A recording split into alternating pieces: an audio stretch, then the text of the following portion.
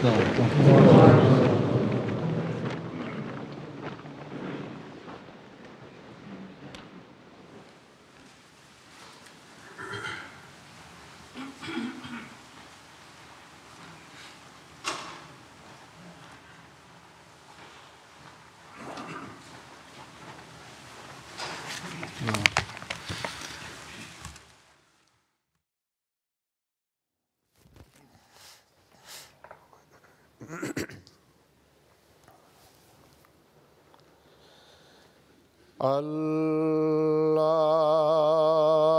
أكبر الله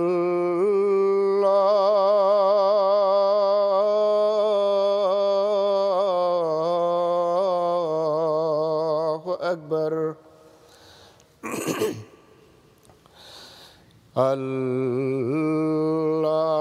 الله أكبر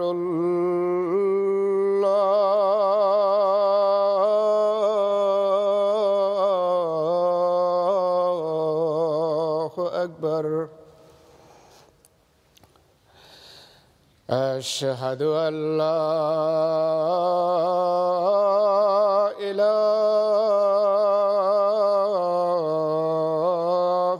إلا الله أشهد أن لا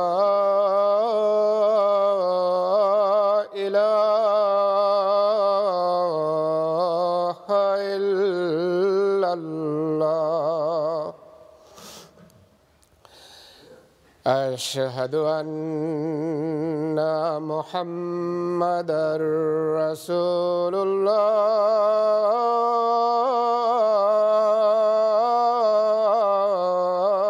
الله أشهد أن محمدًا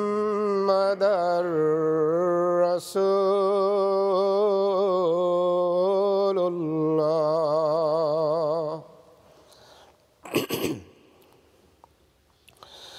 حي على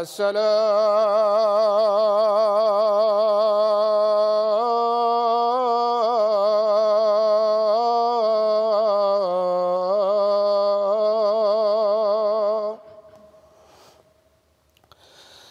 حي على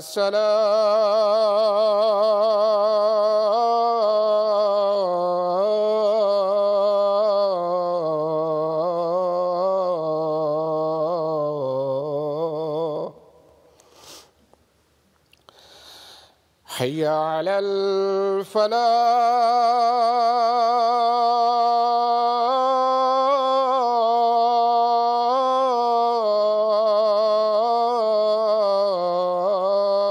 الفلاح حي على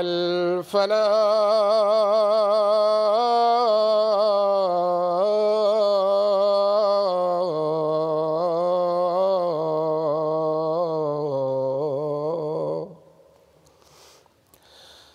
الله أكبر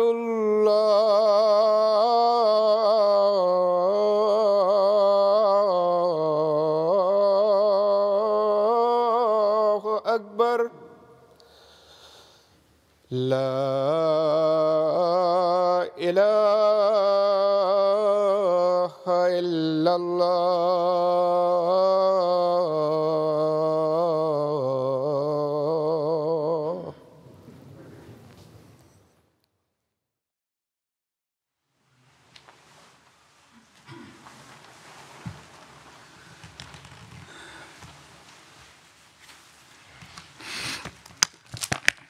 السلام عليكم ورحمة الله.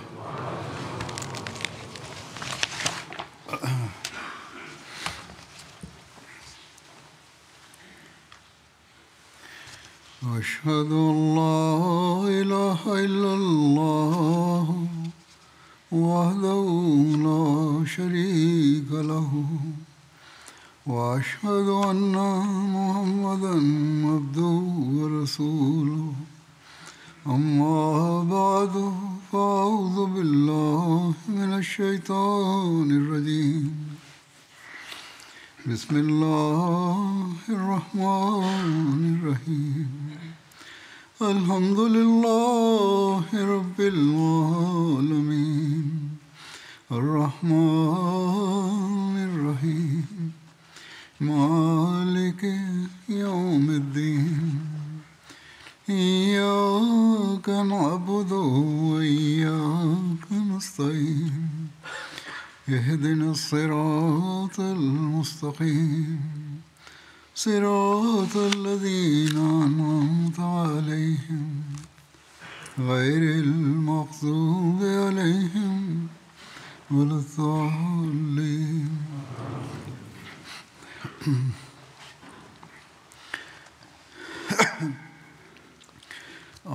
Masih membahas tentang sejarah peri kehidupan Rasulullah Shallallahu Alaihi Wasallam dalam berbagai misi peperangan, baik Ghazwah maupun Sariyah. Berkenaan dengan ini, sejarah juga mencatat ada Sariyah atau Perang Uqasyah bin Mihsan. Perang Uqasyah bin Mihsan ini terjadi di arah Gamar Mardub. Perang ini terjadi pada bulan Rabiul Awal tahun 6 Hijriah. Dalam Sirat Khatamun Nabiyyin, Hazrat Mirza Bashir Ahmad menulis, Rasulullah Shallallahu Alaihi Wasallam mengutus salah satu sahabat muhajirin, Uqasyah bin Mihsan, sebagai pemimpin bagi 40 muslim untuk menghadapi suku Bani Asad. Suku ini pada waktu itu berkemah dekat sebuah mata air bernama Gamar, yang terletak beberapa hari perjalanan dari Madinah ke arah Mekah. Rombongan Hazrat Uqasyah bergerak cepat mencapai Gamar untuk mencegah mereka dari membuat kekacauan, untuk menghentikan rencana yang sedang mereka buat. Ternyata, anggota suku tersebut telah mendengar tentang kedatangan Muslim dan telah berpencar. Maka Hazrat Uqasyah dan grupnya kembali ke Madinah tanpa terjadi pertempuran. Demikian pula, ada catatan tentang Sariyah atau Perang Muhammad bin Maslamah. Perang ini terjadi pada bulan Rabiul Awal tahun 6 Hijriah. Rasulullah Shallallahu Alaihi Wasallam mengutus Hazrat Muhammad bin Maslamah ke Banu Sa'labah dan Banu Awal yang tinggal di Zulkasyah, yang terletak 24 mil dari Madinah di jalan menuju Rabzah. Rasulullah Shallallahu Alaihi Wasallam mengutus Hazrat Muhammad bin Maslamah bersama 10 orang lainnya. Rombongan ini tiba di sana pada malam hari. Orang-orang itu mengepung Hazrat Muhammad bin Maslamah dan para pengikutnya ketika mereka sedang tidur dan musuh berjumlah 100 orang. Pasukan Muslim tidak menyadari sampai musuh mengepung mereka dengan anak panah. Hazrat Muhammad bin Maslamah segera bangun dan beliau membawa busur. Beliau berteriak keras kepada para pasukannya untuk mengambil senjata. Mereka semua juga segera bangun. Selama 1 jam di malam hari terjadi saling serang anak panah. Setelah beberapa waktu saling memanah, orang-orang Badui menyerang dengan tombak dan menewaskan semua yang tersisa. Dan Hazrat Muhammad bin Maslamah jatuh terluka.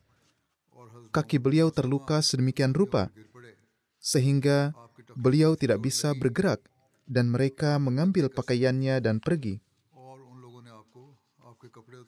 Seorang Muslim melewati para korban dan mengucapkan, Inna lillahi wa inna ilaihi raji'un.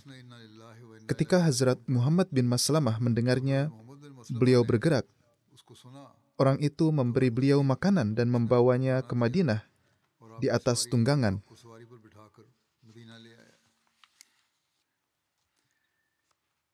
Ada juga catatan tentang Sariyah atau misi pembalasan terhadap musuh yang bertanggung jawab atas syahidnya para pasukan Hazrat Muhammad bin Maslamah. Ini disebut Sariyah atau Perang Hazrat Abu Ubaidah bin Al-Jarrah. Dalam rinciannya, Hazrat Mirza Bashir Ahmad menulis, ketika Rasulullah Shallallahu Alaihi Wasallam mengetahui tentang keadaan ini, yaitu syahidnya para pengikut Muhammad bin Maslamah di Zulkassah, beliau mengutus Hazrat Abu Ubaidah bin Al-Jarrah yang berasal dari Quraisy dan termasuk sahabat senior untuk membalaskan dendam Hazrat Muhammad bin Maslamah ke arah Zulkassah. Dan karena pada masa itu juga telah diterima suatu informasi bahwa suku Banu Sa'labah berniat menyerang pinggiran Madinah, maka Nabi SAW mengirim rombongan sejumlah 40 sahabat yang siap di bawah komando Hazrat Abu Ubaidah dan memerintahkan mereka untuk melakukan perjalanan di malam hari agar tiba di sana pada waktu pagi. Hazrat Abu Ubaidah melaksanakan perintah dengan bergerak cepat dan menyergap mereka tepat pada waktu sholat subuh. Dan mereka panik dengan serangan mendadak ini, dan setelah perlawanan singkat, mereka melarikan diri dan menghilang di pegunungan terdekat. Hazrat Abu Ubaidah mengambil harta ganimah perang dan kembali ke Madinah. Dalam misi ini disebutkan ada dua sahabat, yaitu Hazrat Muhammad bin Maslamah dan Hazrat Abu Ubaidah bin Al-Jarrah. Keduanya termasuk sahabat terkemuka. Muhammad bin Maslamah, selain karena sifat dan kemampuan pribadinya, adalah pahlawan dalam penghukuman mati Ka'ab bin Ashraf, pemimpin Yahudi, karena pengacau ini telah menerima hukuman di tangan Hazrat Muhammad bin Maslamah. Hazrat Muhammad bin Maslamah berasal dari suku Aus dari kalangan Ansar, dan beliau dianggap sebagai orang kepercayaan khusus selama kekhalifahan Hazrat Umar. Karenanya, Hazrat Umar biasanya mengutus beliau untuk menyelidiki keluhan terhadap para gubernurnya. Setelah wafatnya Hazrat Utsman, ketika pintu fitnah di dalam Islam tersebar di antara umat Islam, Hazrat Muhammad bin Maslamah mematahkan pedangnya di atas batu dan hanya membawa tongkat di tangannya. Dan ketika seorang menanyakan alasannya, beliau mengatakan sabda Rasulullah SAW bahwa ketika pintu pertumpahan darah terbuka di antara umat Muslim, maka patahkanlah pedang dan tinggallah di rumah seperti karpet di sebuah ruangan. Perintah ini tampaknya khusus untuk Muhammad bin Maslamah atau dalam kekisruhan itu, karena terkadang menghadapi kekacauan di dalam juga bisa menjadi bentuk pengkhidmatan agama yang tinggi. Sahabat kedua adalah Hazrat Abu Ubaidah bin Jarrah. Beliau termasuk sahabat terkemuka dan berasal dari Quraisy. Ketinggian derajatnya terlihat dari kenyataan bahwa Rasulullah SAW memberinya gelar Aminul Millat, orang kepercayaan umat. Dan setelah wafatnya Nabi SAW, Hazrat Abu Bakar menganggapnya sebagai salah satu dari dua sahabat yang layak menjadi khalifah. Hazrat Abu Ubaidah wafat sebagai syahid karena wabah pes pada masa Hazrat Umar. Kemudian ada Sariyah atau perang Zaid bin Harisah yang dikirim ke arah Banu Sulaim. Tentang ini, Hazrat Mirza Bashir Ahmad menulis, pada bulan Rabiul Awal tahun 6 Hijriah, Rasulullah SAW mengutus beberapa Muslim di bawah kepemimpinan budak yang telah dibebaskan oleh beliau, yaitu Hazrat Zaid bin Haritsah. Ini menuju suku Banu Sulaim. Suku ini pada waktu itu tinggal di daerah Najd, di tempat bernama Jamum, dan telah lama berperang melawan Rasulullah SAW. Bahkan dalam perang Khandak, suku ini mengambil bagian penting melawan umat Muslim.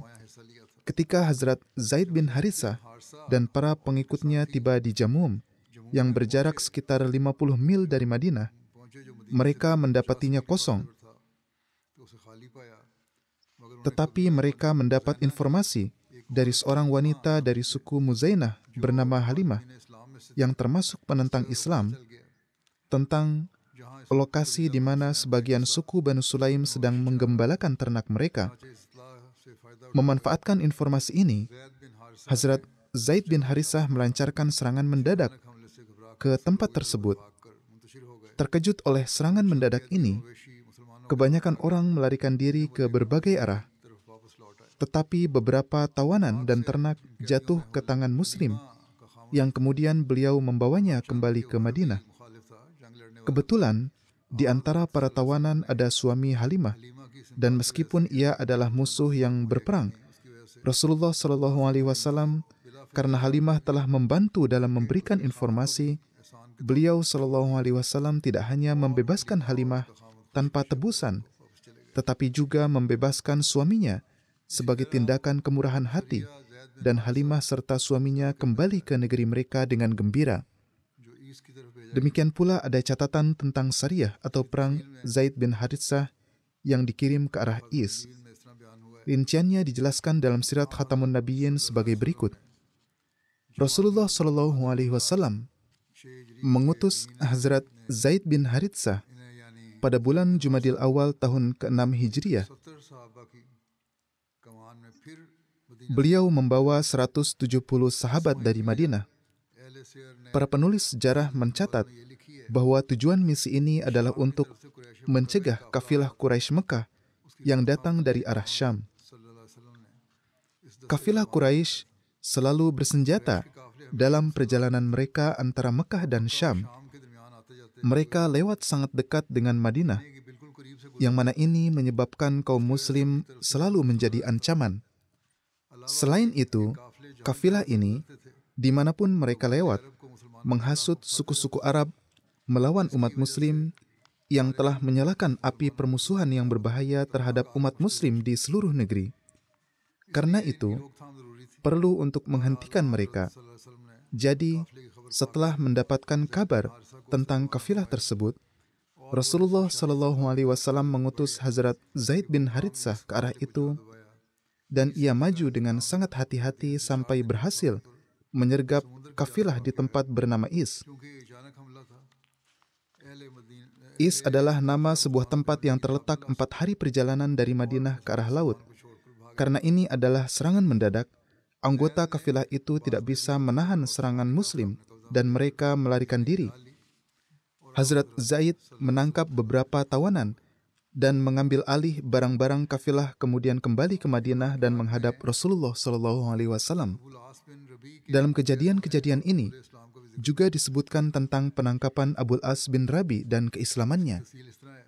Rinciannya adalah sebagai berikut. Ibnu Ishaq menyatakan, sebelum Fatah Mekah, Abul As bin Rabi berangkat ke Syam untuk berdagang dengan membawa hartanya dan harta orang-orang Quraisy. Ketika telah selesai berdagang dan kembali dengan kafilahnya, ia bertemu dengan pasukan Rasulullah Shallallahu Alaihi Wasallam. Para sahabat mengambil alih semua barang yang ada padanya dan menawan orang-orang di kafilah. Ibnu Sa'id menulis, Hazrat Zaid menangkap kafilah ini yang di dalamnya ada Abul As dan membawa mereka ke Madinah. Menurut Imam Zuhri dan Ibnu Uqbah, Abu Bashir, Abu Jandal dan teman mereka berdua mengambil harta dari kafilah Abul As dan menawan mereka. Tempat mereka adalah Saiful Bahar yang telah disebutkan sebelumnya, yang merupakan daerah pesisir pantai di sekitar Is. Keduanya tidak membunuh siapapun di kafilah ini, karena Abul As memiliki hubungan menantu dengan Rasulullah Shallallahu Alaihi Wasallam. Dalam satu riwayat disebutkan, Abul As melarikan diri dari pasukan di misi ini, yaitu pasukan Hazrat Zaid bin Haritsah. Ketika umat Muslim kembali dengan membawa harta kafilah, Abul As datang ke Madinah pada malam hari sampai ia mendatangi istrinya, Hazrat Zainab binti Rasulullah Sallallahu Alaihi Wasallam, dan meminta perlindungan darinya. Hazrat Zainab memberi perlindungan kepada Abul As ketika Rasulullah Sallallahu Alaihi Wasallam mengimami salat subuh dan mengucapkan takbir, dan orang-orang juga bertakbir bersama beliau. Hazrat Zainab berteriak keras dari Suffatun Nisa, tempat khusus untuk wanita, dan dalam satu riwayat disebutkan bahwa ia berdiri di pintunya dan berkata dengan suara keras, "Wahai semuanya, aku telah memberi perlindungan kepada Abul As." Ketika Rasulullah Shallallahu Alaihi Wasallam selesai salam, beliau menghadap kepada orang-orang dan bertanya, "Wahai semuanya, apakah Anda sekalian mendengar apa yang aku juga dengar?" Mereka menjawab, "Iya." Beliau bersabda, "Demi Zat yang jiwa Muhammad Sallallahu Alaihi Wasallam berada di tangannya, aku tidak mengetahui apapun tentang hal ini sebelumnya, Aku baru mendengarnya dari Zainab, sampai aku mendengar apa yang kalian juga dengar. Kaum muslimin adalah satu tangan melawan musuh mereka. Beliau bersabda, kaum muslimin adalah satu tangan melawan musuh mereka. Orang yang paling lemah di antara mereka pun dapat memberi perlindungan. Dalam satu riwayat disebutkan bahwa Nabi SAW bersabda, kita juga memberi perlindungan kepada orang yang telah diberi perlindungan oleh Zainab. Kemudian ketika Rasulullah SAW masuk ke rumah, Hazrat Zainab juga ikut masuk bersama Rasulullah SAW dan meminta agar barang-barang yang diambil dari Abul As dikembalikan. Beliau SAW menyetujuinya dan bersabda, wahai putriku, sambutlah ia dengan baik tetapi jangan bercampur dengannya. Sesungguhnya engkau tidak halal baginya karena ia kafir sedangkan engkau muslim. Beliau SAW mengirim pesan kepada pasukan yang telah mengambil harta dari Abul As. Beliau bersabda, orang ini adalah bagian dari kami sebagaimana kalian ketahui. Ia memiliki hubungan keluarga denganku dan kalian telah mengambil hartanya. Jika kalian berbuat baik dan mengambil hartanya. Jadi beliau tidak memerintahkan tetapi bersabda bahwa jika kalian berbuat baik dan mengembalikannya, maka itu yang kami sukai. Dan jika kalian menolak, maka itu adalah harta ganimah dari Allah yang telah Dia berikan kepada kalian. Aku tidak keberatan akan hal ini, dan kalian lebih berhak atasnya. Mereka menjawab, wahai Rasulullah, kami akan mengembalikannya. Ibnu Uqbah menulis, Abul As berbicara dengan Hazrat Zainab tentang para sahabatnya yang ditawan oleh Abu Bashir dan Abu Jandal, dan harta mereka diambil. Hazrat Zainab membicarakan hal ini dengan Rasulullah SAW. Beliau SAW datang dan berbicara kepada orang-orang. Beliau bersabda, kami telah menjadikan beberapa orang sebagai menantu, dan kami juga telah menjadikan Abul As sebagai menantu, dan kami mendapatinya sebagai menantu yang baik. Ia datang dari Syam bersama beberapa sahabat Quraisynya. Abu Jandal dan Abu Bashir menangkapnya, menawan mereka, dan mengambil apa yang ada pada mereka, tetapi tidak membunuh seorang pun dari mereka. Zainab meminta kepadaku untuk memberinya perlindungan. Apakah kalian memberi perlindungan kepada Abul As dan para sahabatnya? Orang-orang menjawab, ya. Ketika sabda Rasulullah SAW ini sampai kepada Abu Jandal dan para sahabatnya tentang Abul As dan para tawanannya, mereka membebaskan semuanya dan mengembalikan segala sesuatunya kepada mereka, bahkan tali pun dikembalikan. Menurut Ibnu Ishaq dan Umar, para sahabat mengembalikan segala sesuatu milik mereka, sampai-sampai ada yang membawa ember, ada yang membawa kantung air, ada yang membawa bejana, dan ada yang membawa kayu tandu. Mereka mengembalikan semuanya, termasuk para tawanan, dan tidak ada satupun barang yang hilang. Kemudian Abul As membawa harta itu ke Mekah dan memberikan setiap hak kepada pemiliknya.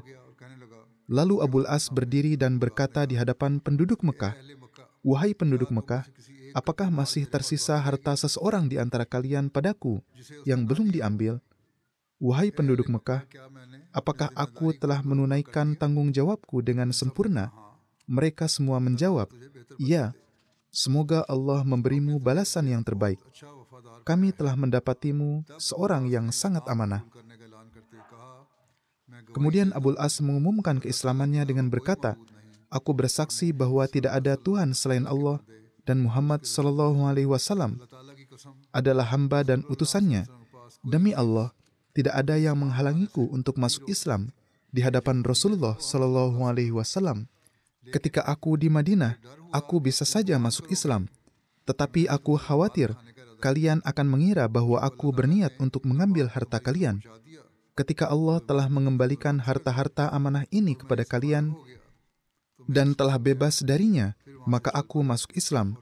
Kemudian Abul As berangkat dari sana dan datang ke Madinah menemui Rasulullah SAW. Mengenai hal ini, Hazrat Mirza Bashir Ahmad Sahib menulis, di antara para tawanan yang ditangkap dalam misi Sariyah atau pertempuran ke Is adalah Abul As bin Rabi, yang merupakan menantu Rasulullah SAW. dan kerabat dekat Hazrat Khadijah yang telah wafat. Sebelum ini, ia juga pernah ditawan dalam Perang Badar.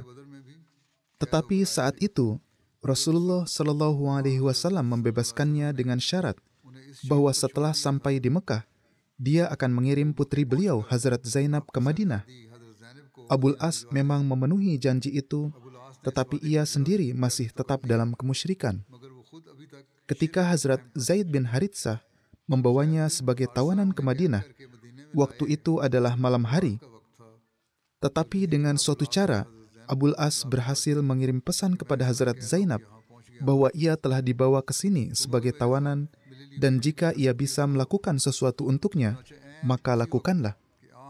Maka tepat pada saat Rasulullah Shallallahu Alaihi Wasallam dan para sahabat beliau sedang melaksanakan sholat subuh, Hazrat Zainab berteriak dengan suara keras dari dalam rumah dengan mengatakan, "Wahai kaum muslimin, aku telah memberi perlindungan kepada Abul As." Ketika Rasulullah Shallallahu Alaihi Wasallam selesai sholat, beliau menghadap para sahabat dan bersabda, "Kalian telah mendengar semua yang dikatakan Zainab. Demi Allah, aku tidak mengetahui hal ini. Tetapi jemaat mukmin adalah seperti satu jiwa. Jika salah satu dari mereka memberi perlindungan kepada seorang kafir, maka wajib menghormatinya." Kemudian beliau menghadap Zainab dan bersabda, "Kepada siapa engkau telah memberi perlindungan, kami juga memberinya perlindungan." Dan harta yang diperoleh dari Abul As dalam misi perang ini dikembalikan kepadanya. Kemudian beliau Shallallahu Alaihi Wasallam bersabda kepada Hazrat Zainab, "Sambutlah Abul As dengan baik, tetapi janganlah bercampur dengannya, karena dalam keadaan sekarang tidak halal bagimu bertemu dengannya." Setelah tinggal beberapa hari di Madinah, Abul As kembali ke Mekah. Tetapi sekarang kepergiannya ke Mekah bukan untuk menetap di sana, karena ia segera menyelesaikan urusan bisnisnya, dan setelah mengucapkan kalimat syahadat, berangkat kembali ke Madinah. Ia menghadap Rasulullah Shallallahu Alaihi Wasallam dan masuk Islam. Kemudian beliau mengembalikan Hazrat Zainab kepadanya tanpa nikah baru. Artinya sekarang beliau mengizinkan mereka untuk hidup sebagai suami istri. Dalam beberapa riwayat juga disebutkan bahwa saat itu dilakukan nikah ulang antara Hazrat Zainab dan Abul As. Tetapi riwayat pertama lebih kuat dan lebih sahih. Karena bisnis Hazrat Abul As berada di Mekah, beliau tidak bisa menetap di Madinah. Maka setelah masuk Islam, beliau meminta izin kepada Rasulullah Shallallahu Alaihi Wasallam dan kembali ke Mekah. Karena tinggal di Mekah, beliau tidak berkesempatan ikut serta dalam peperangan, hanya ikut serta dalam satu misi yang dikirim di bawah pimpinan Hazrat Ali pada tahun 10 Hijriah. Hazrat Ali mengangkat beliau sebagai gubernur Yaman saat kembali dari Yaman. Setelah Hazrat Zainab wafat pada tahun 8 Hijriah, Hazrat Abul As juga tidak hidup lama dan wafat pada tahun 12 Hijriah. Kemudian, ada catatan tentang sebuah perang yang disebut Perang Banu Lahyan. Nama ini muncul dalam dua pengucapan, Lihyan dan Lahyan. Banu Lahyan adalah cabang dari Banu Huzail, di jarak 3 marhalah dari Mekah terhadap lembah Usfan, dan di timur lautnya sejauh 5 mil, di lembah Guran, tinggal Banu Lahyan. Ada perbedaan pendapat tentang bulan dan tahun terjadinya Perang Banu Lahyan. Allamah Ibnu Sa'ad, perang ini terjadi pada awal Rabiul Awal, tahun 6 Hijriah. Menurut Muhammad bin Umar, terjadi pada bulan Rajab tahun 6 Hijriah. Dan menurut Allamah Ibnu Ishaq, perang ini terjadi 6 bulan setelah perang Banu Quraiza, yaitu pada Jumadil Awal tahun 6 Hijriah. Allamah Hakim mencatatnya sebagai perang di bulan Sya'ban. Allamah Ibnu Hazm menulis tahun 5 Hijriah. Allamah Zahabi tahun 6 Hijriah, dan beberapa sejarawan menulisnya sebagai perang di tahun 4 Hijriah. Hazrat Mirza Bashir Ahmad Sahib menyimpulkan bahwa perang ini terjadi di bulan Jumadil Awal tahun 6 Hijriah, bertepatan dengan bulan September tahun 627 Masehi. Beliau menulis, para sejarawan berbeda pendapat tentang tanggal perang Banu Lihyan. Ibnu Sa'ad menyebutnya terjadi pada Rabiul Awal 6 Hijriah. Tetapi Ibnu Ishaq dan Tabari menegaskan bahwa itu terjadi pada Jumadil Awal tahun 6 Hijriah. Beliau menyimpulkan, saya mengikuti Ibnu Ishaq dalam hal ini, yaitu menurut beliau ini yang benar. Wallahu a'lam. Tentang latar belakang perang Banu Lihyan, Hazrat Mirza Bashir Ahmad Sahib menulis,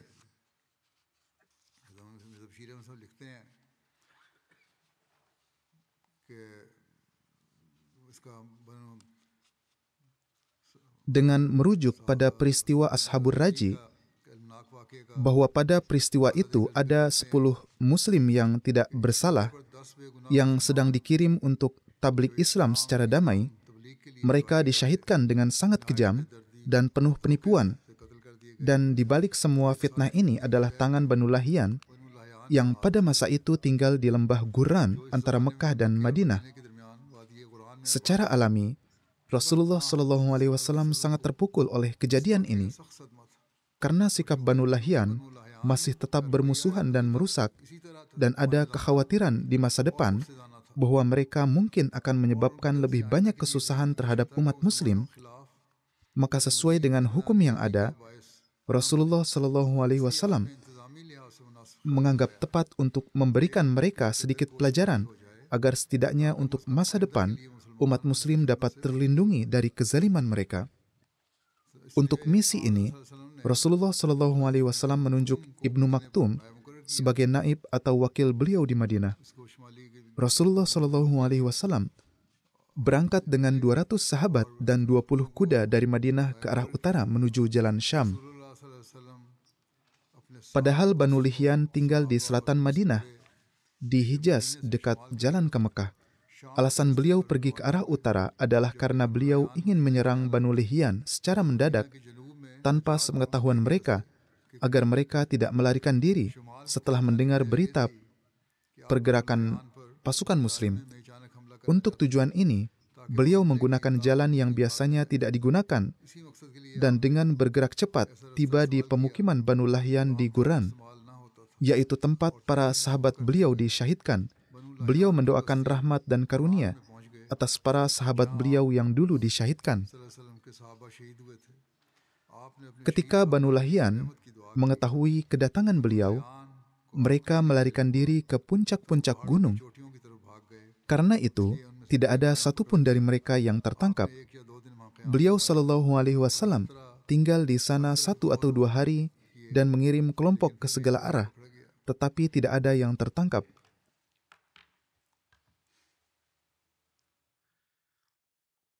Beliau tinggal beberapa waktu setelah mencapai tempat tujuan, dan diriwayatkan bahwa ketika dalam perjalanan ini, beliau tiba di tempat di mana para sahabat beliau disyahidkan. Saat itu beliau sangat terharu dan memanjatkan doa dengan sangat merintih untuk para syuhada tersebut.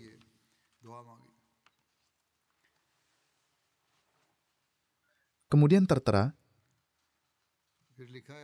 ketika rencana serangan mendadak terhadap Banu Lihyan tidak berhasil karena mereka melarikan diri ke gunung-gunung, Rasulullah SAW pergi ke Usfan agar orang-orang Mekah mengira beliau akan ke Mekah.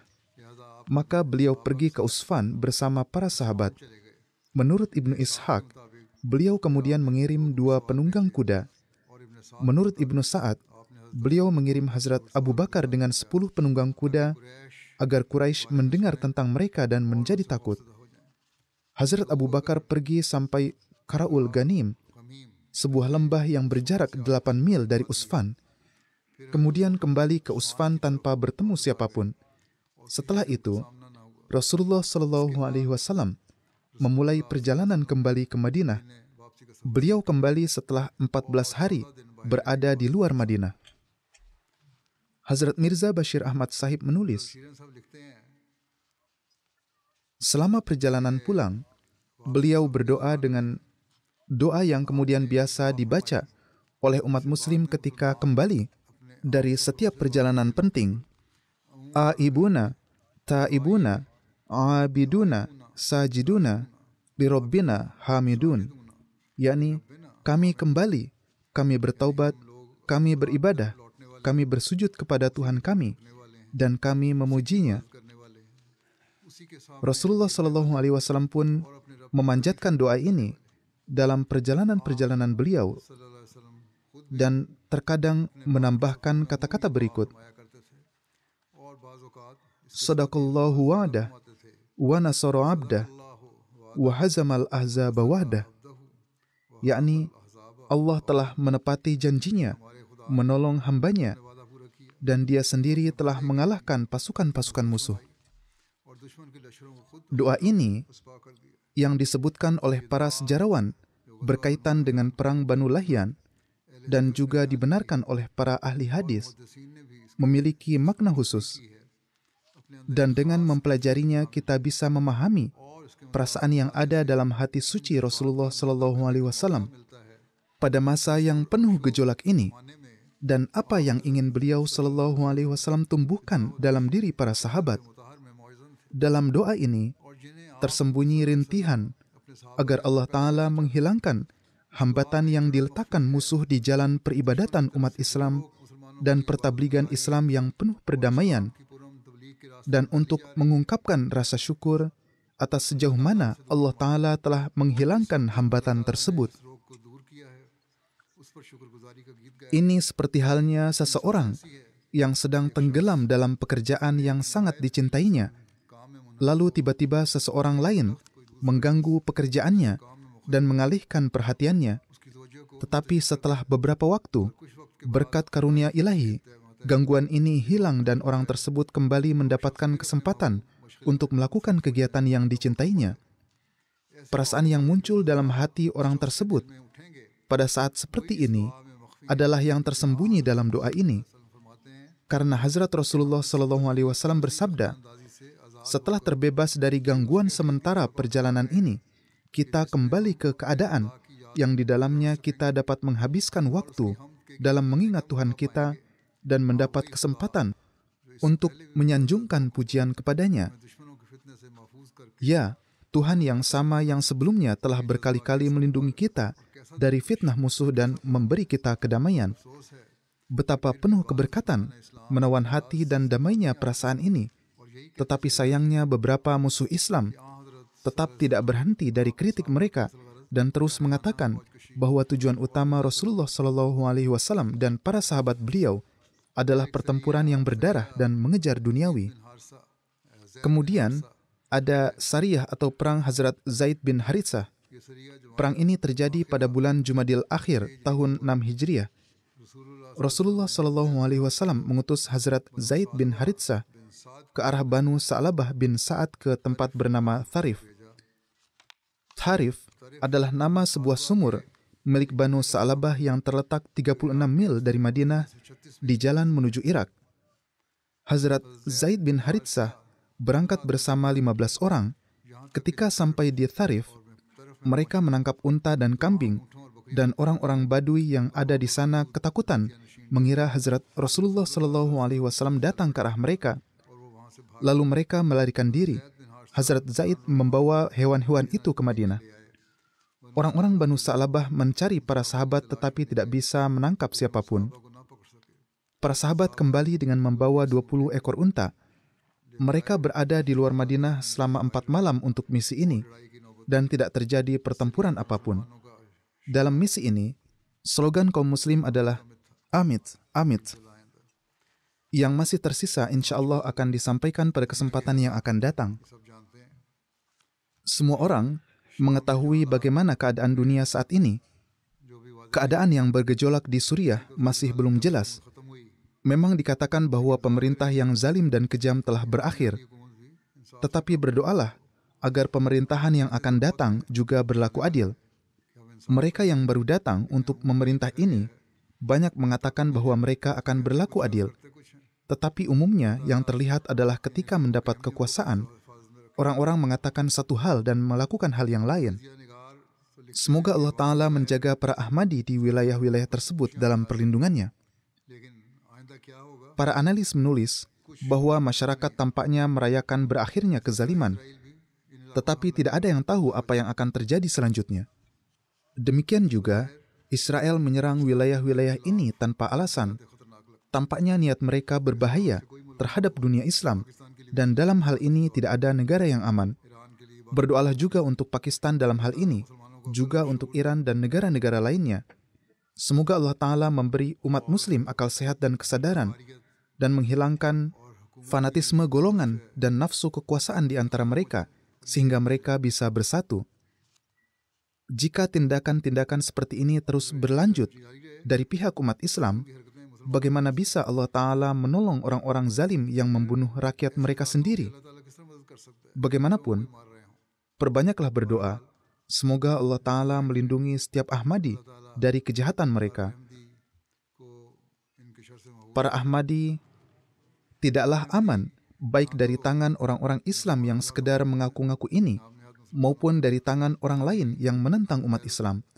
Semoga Allah Ta'ala mengasihani dan menjaga kita dalam perlindungannya dalam segala hal. Demikian pula, saat ini banyak badai melanda dunia.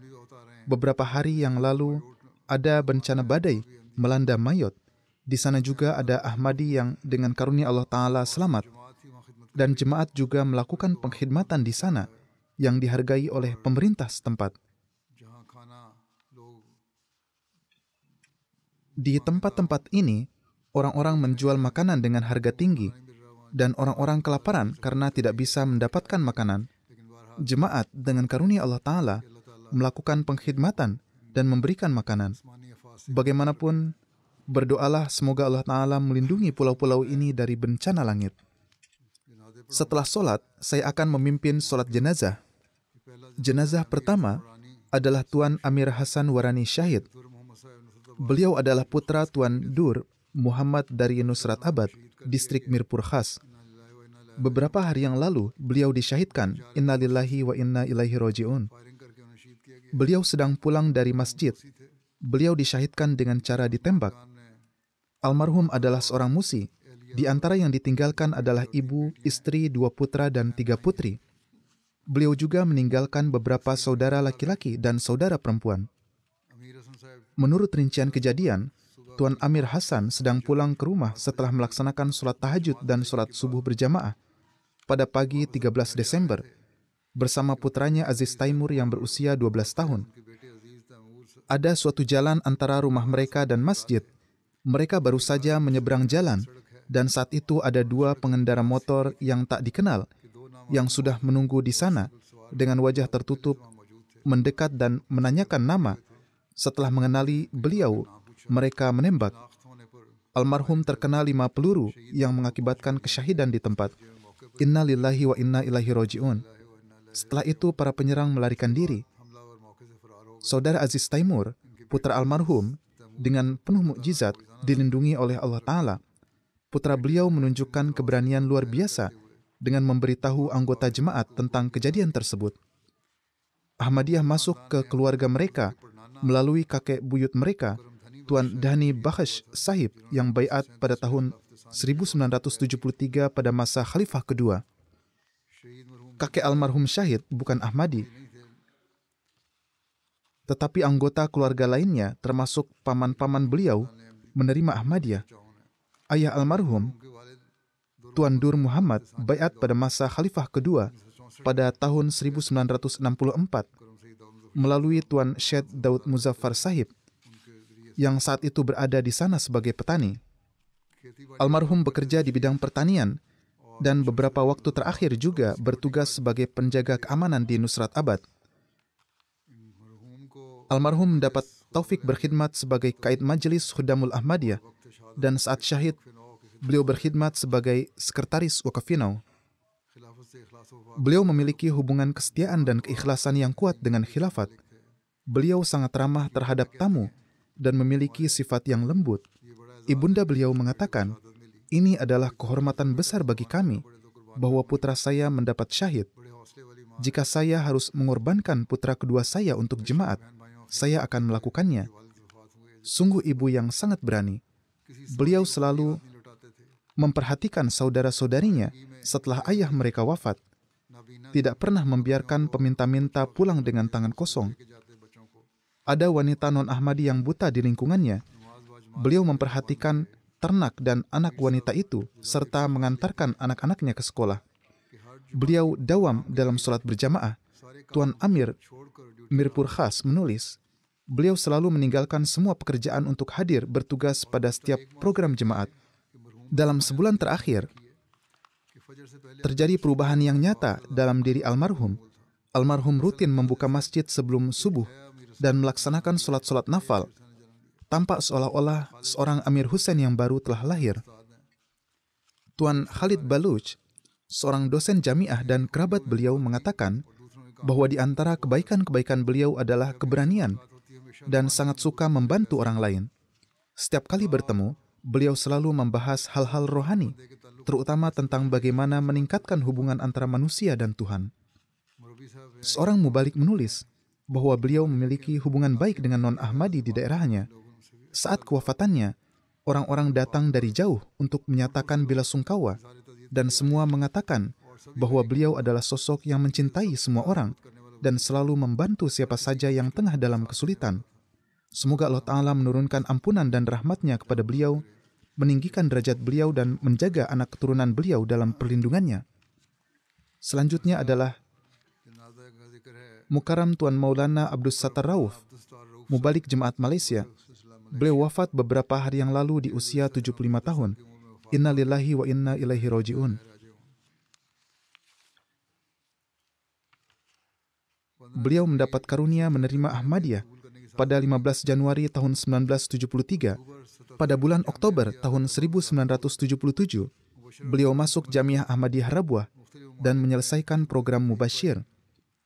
Beliau mendapat taufik berkhidmat di berbagai negara. Pada tahun 1985, ditugaskan sebagai mubalik di Indonesia.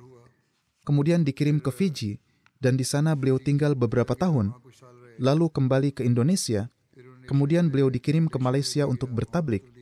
Selanjutnya beliau ditugaskan di Vietnam dan tinggal beberapa tahun di sana. Kemudian beliau mendapat taufik berkhidmat di Malaysia. Beliau sangat aktif dalam pengkhidmatan. Keluarga yang ditinggalkan adalah istri, 1 putri dan 3 putra.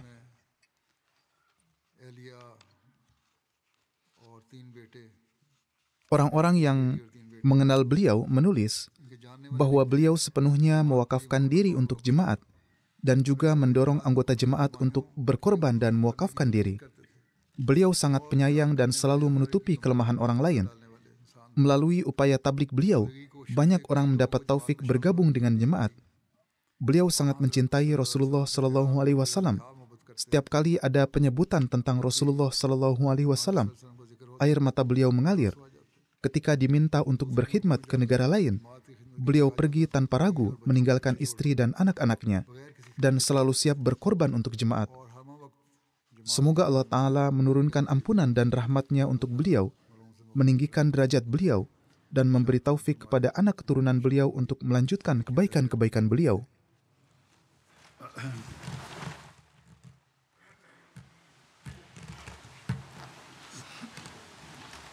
Alhamdulillah, alhamdulillah, nahmaduhu wa nasta'inuhu wa nastaghfiruhu wa nu'minu bihi wa natawakkalu alayhi wa na'udzu billahi min shururi anfusina wa min sayyiati a'malina. Man yahdihillahu fala mudilla lahu ومن يضلل فلا هادي له ونشهد أن لا إله إلا الله ونشهد أن محمدا عبده ورسوله. عباد الله رحمكم الله إن الله يأمر بالعدل والإحسان وإيتاء ذي القربى وينهى عن الفحشاء والمنكر والبغي يعظكم لعلكم تذكرون. اذكروا الله يذكركم وادعوه يستجب لكم ولذكر الله أكبر.